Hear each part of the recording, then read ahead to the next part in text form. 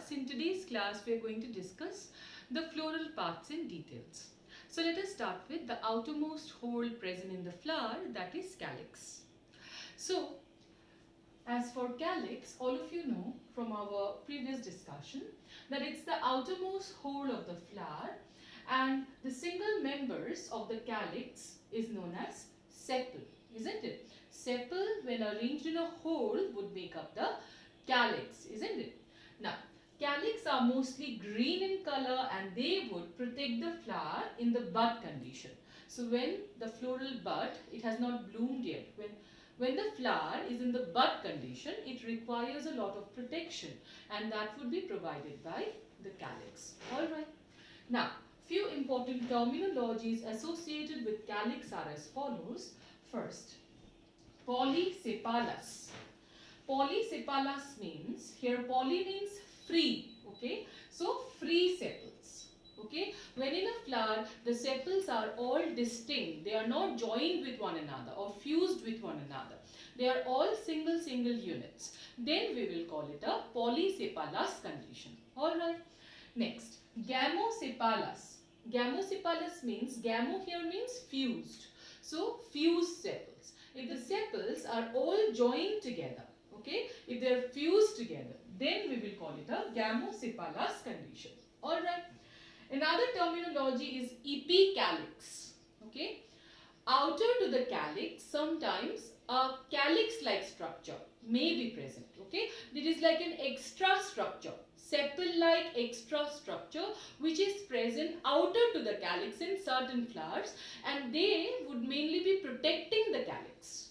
Okay. So, green sepal-like structure found outside the calyx is known as epicalyx. The most common example where you can find an epicalyx is China rose. Okay. So that is regarding the calyx. Do remember these two important terminologies, polysepalous, gamosepalous. Later on, they would be of huge importance. Next, corolla. Okay, internal to the calyx, of course, remains the corolla, isn't it? So, it is the second hole of the flower. Members are known as petals. The single unit that makes up the corolla are known as petals.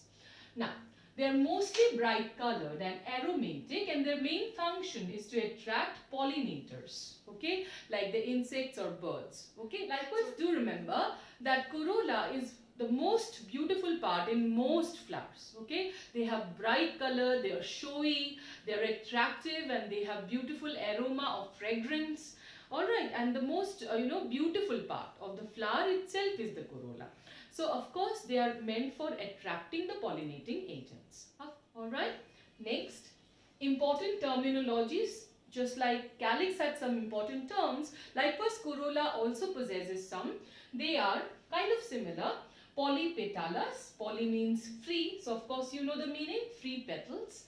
Likewise, gamopetalous means fused petals. Okay. So, we'll discuss a few important corolla from both the categories. Polypetalous also I will give you a few examples, and gamopetalous also I will give you a few examples so that you can understand it better. Alright. So now let us discuss a few important corolla. First, from polypetalous category, that means free petals. Okay. See, first is cruciform. Cruciform corolla itself means cross-like. Alright. Cross-like. The petals will remain arranged like a cross, okay, because the petals would look or appear like a cross, hence we call it cruciform. It's a characteristic of Brassicaceae family. So in that case, example would be mustard. Alright. Next, papillonaceous corolla. It's very important. Papillonaceous corolla is marked by the presence of three types of distinct petals, okay. There will be one large, standard, followed by two medium, wings or ella, and then innermost two small, which will also remain fused together. They are called keel or carina. Okay. So, standard or vexillum, that would be the largest petal and towards outside. In the middle, we'll have two wings or ella, And finally, we'll have the innermost, smallest petals. They will also remain fused together, called keel or carina. Okay. So example is P. Next, moving to rosaceae. Rosaceae means saucer-like, okay, plate-like. Here 5 petals would remain arranged in a manner that they would be curved and look like a saucer. Alright. Example of course is rose. Now moving to gamopetalous category, means fused petals. Okay. Here also there are a few important ones. First, campanulate. Campanulate corolla means bell-shaped corolla. Okay. Bell-shaped corolla. Example is campanula. Next is infundibuliform corolla. Infundibuliform corolla means funnel-shaped corolla. As you can see in the diagram, it's funnel-shaped. Example is petunia. Then comes tubular. Tubular corolla means tube-like. Alright, example would be disc florets of sunflower. And the last is rotate. Rotate means it is wheel-like, okay, just like a wheel. So an example is Solanum nigrum. So the examples are very important. So do remember, under polypetalous we have cruciform, papillonaceous, rosaceae, this being the most important. Alright. And under gamopetalous category, we have 4: campanulate, infundibuliform, tubular and rotate. There are other types as well, but these are the most important for your exam. Now, let us discuss a very important part, that is aestivation. Okay. So, what is aestivation? See, the mode of arrangement of sepals or petals in a floral bud with respect to other members of the same whole is called aestivation. Okay. So how the sepals and petals will be arranged in the floral bud, that would be referred as aestivation. And here we are going to discuss 5 types of aestivation. Okay. So let us begin with valvate. Alright. So what is valvate aestivation? Definition I have of course written here, and that is for your exam, but how you will understand is by these diagrams. Okay. So let's first see the definition. Margin of sepals and petals touch each other but they do not overlap. So see in the diagram, suppose these are the 5 petals, right? The 5 petals, they have come very closer to one another, right? But then they do not overlap with one another. Overlapping would be like this. This is one petal. The other one comes as such. If it arises like this, then we call it to be overlapping. Okay. So here all the petals, they are moving closer to one another but without showing any overlap. That is called valvate aestivation. Example is calotropis. Okay. Next, twisted. Margins of the sepals or petals overlaps the adjacent ones. So here you can see that the 5 parts, or suppose the 5 petals, they are showing complete overlap. See? So one end of the petal is towards inside.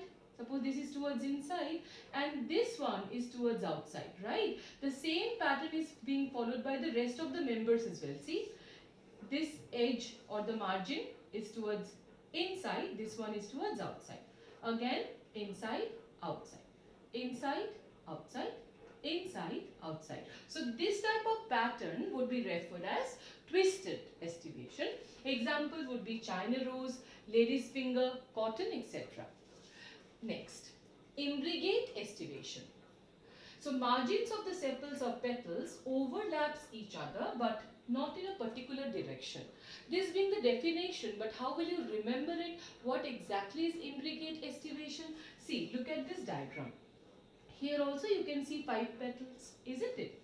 So one of the petal, if you check, suppose this one, you will find that both the ends or both the margins here are towards outside, right? Likewise, there is one, suppose this petal, both the ends are towards inside, isn't it? So one petal is completely towards outside, that means external, and one of the petal is completely towards internal, isn't it? One is completely external and other is completely internal.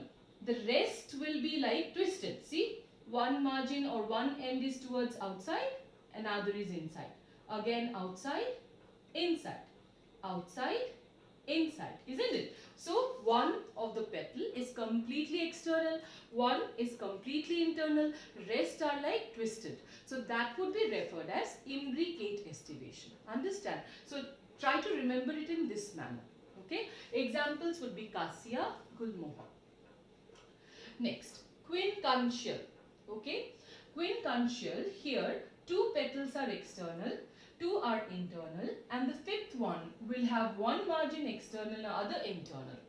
That means, see here, in the previous one, what have you seen? One of the petal is external, one of the petal is internal, and the rest would be like twisted, isn't it? Here, out of the 5, 2 will be this time external and 2 will be internal. Only one will be twisted. That's the difference. Here, 1 internal, 1 external, 3 twisted. Here, 2 external, 2 internal, 1 twisted. Understood? That's the simple difference. See here, this one is completely towards outside. Likewise, this one is also completely towards outside. So these two are external. Likewise, this one and this one, they are both internal, isn't it? Only this one shows one margin towards inside, one towards outside. So it is like twisted, right? That's called quincuntial aestivation. Example is ranunculus. Okay. Last one is vexillary aestivation. Vexillary aestivation means the largest petal overlaps the two lateral smaller petals. The largest petal will be known as standard or vexillum.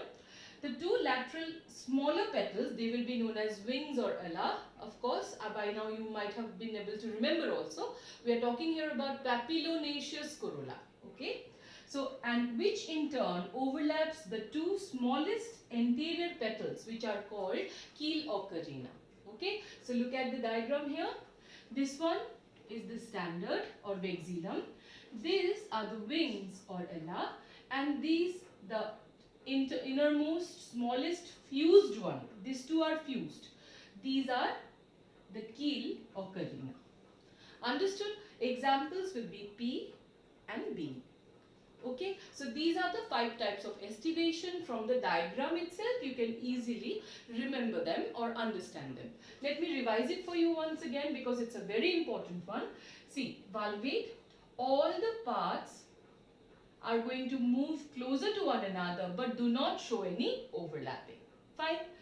Twisted, all the parts shows overlapping. That means one end is towards inside, one end is towards outside. Alright. Next, imbricate. One of the petal is completely external, one of the petal is completely internal. Isn't it? This one is completely internal. Rest are twisted. Okay. Quincuntial. 2 of the petals are completely external, 2 of the petals are completely internal, one is twisted.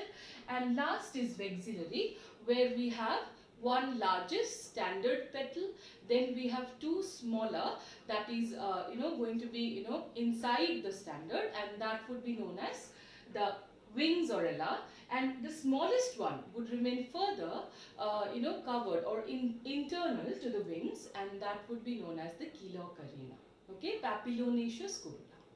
Fine, examples are very important and I think all of you are clear about it. Next we'll discuss Androecium.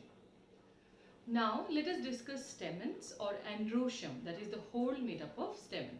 Okay, see, the Androecium is the male reproductive unit present in the flower.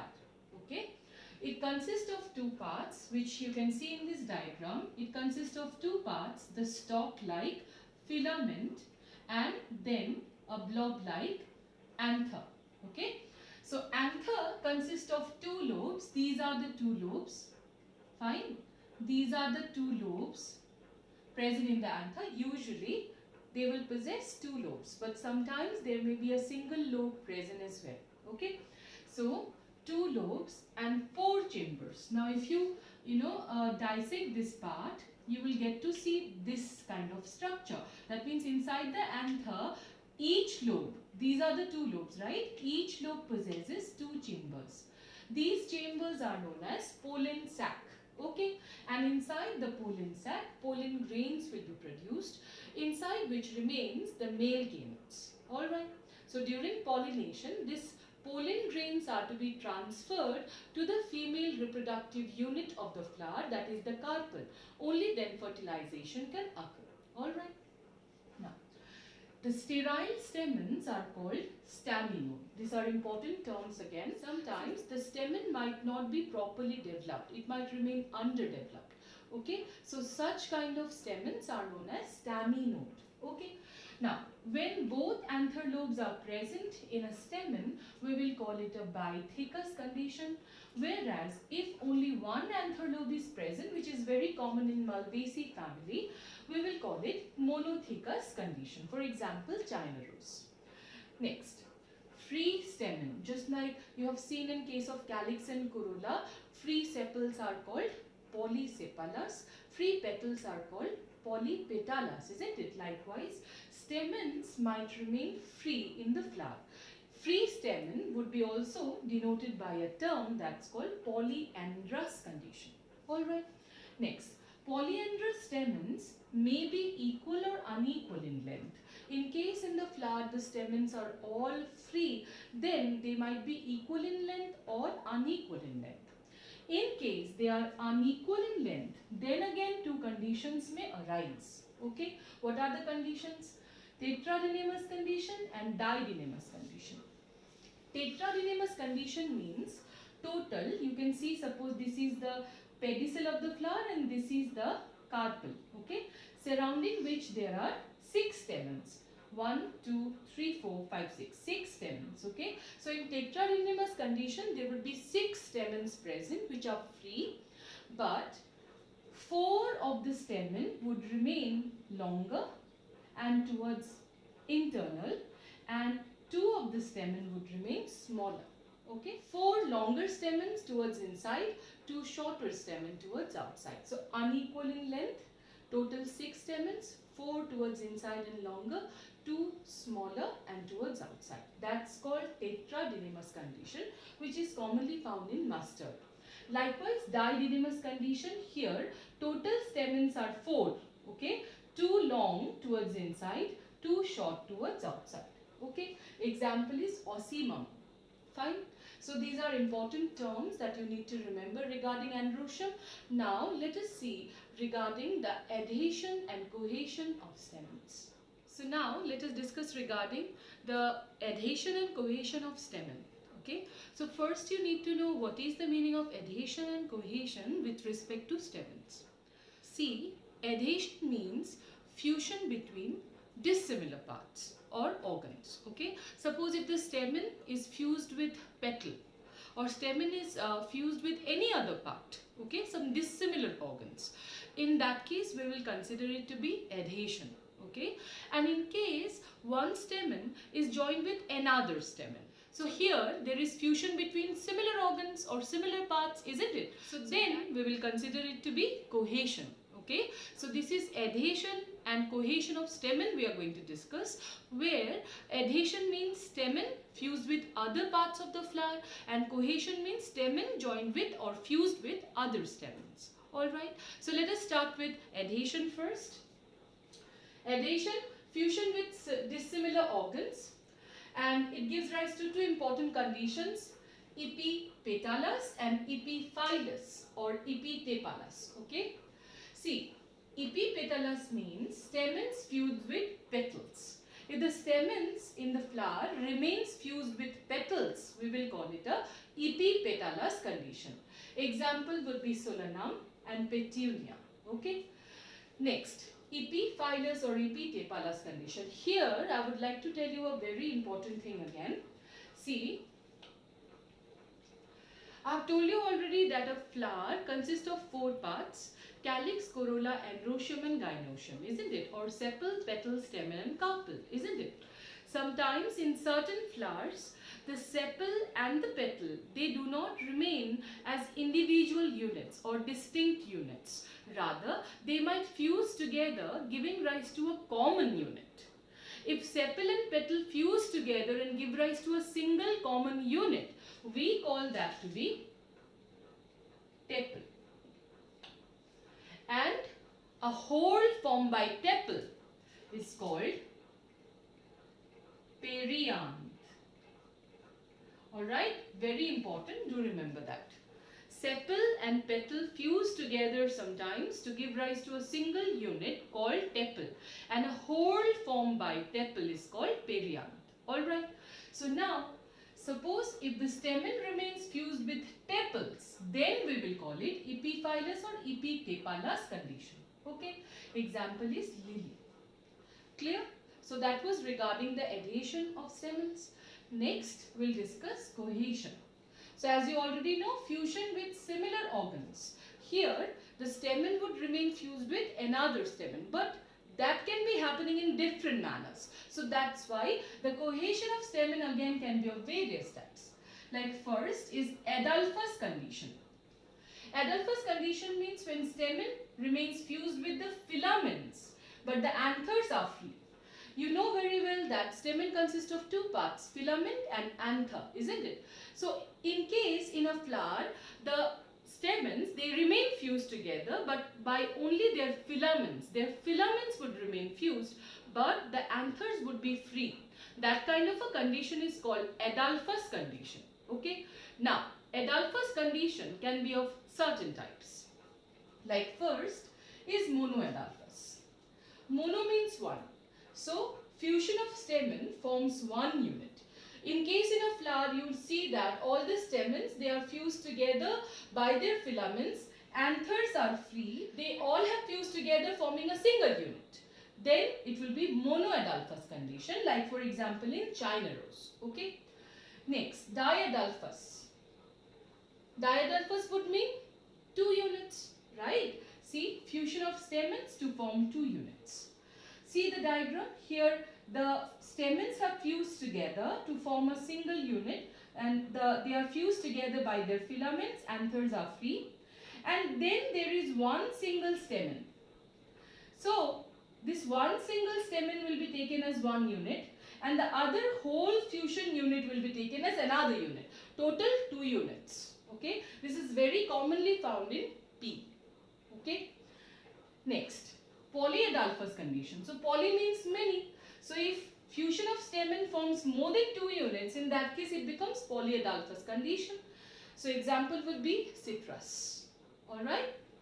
Now, apart from adolphus condition, where you have seen that the stamens will remain fused by filaments and anthers are free, another two distinct and specific conditions may also arise. Okay. They are syngenaceous and synandrous condition. Syngenaceous. Here again, it's opposite of adolphus. Here stamens will be fused by their anthers only. Means filaments will be free now. The anthers would be fused. Okay. Then we will call it syngenaceous condition. It's the opposite of adolphus. See here in the diagram, the anthers are fused, the filaments are free. Example would be sunflower. Likewise, synandrous condition. In synandrous condition, both filament and anther would remain fused together. Okay. Adolphus condition, only filaments are fused, anthers are free. Syngenaceous, anthers are fused, filaments are free. If both are fused, we will call it synandrous condition. Alright. Example would be cucurbita. So that is all regarding the Androecium. And next we have to start with gynoecium, the female reproductive unit of the flower, but that we'll do in the next class.